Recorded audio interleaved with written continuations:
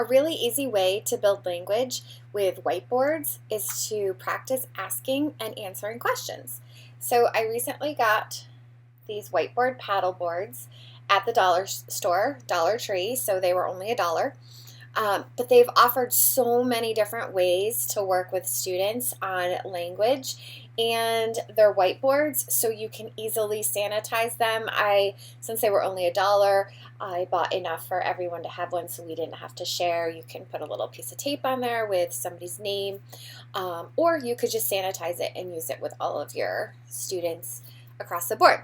So this is how we used it. We have been practicing asking and answering questions. WH questions are really hard for my students, so we've been specifically practicing WH questions. So we take turns. I go first so I can model it, and I choose a random question that fits that group that I think they'll be interested in talking about. So who doesn't like to talk about ice cream? So my first question was, which ice cream do you like best? So then I show them, we read it together, and then they write their answers on their whiteboards. Then they take turns. Everybody has to show the group their answer, and it gives the other students a chance to listen and participate. We might ask questions like, oh, what did Denasia like best for her ice cream? Or did Tom and Snyder have the same answer?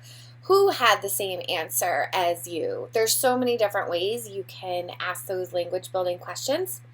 Another way you can use it if you're doing teletherapy or online group sessions like Google Meets with your class, a class meeting, whatever.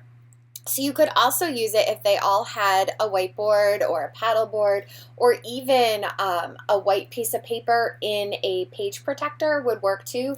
I would probably put it on a clipboard just to give it more stability for the students.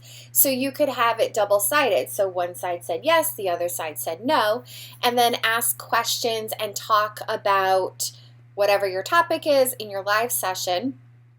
And then students would answer with their board. So if it was yes, they would show you yes. If it was no, they would turn it around and show you the no.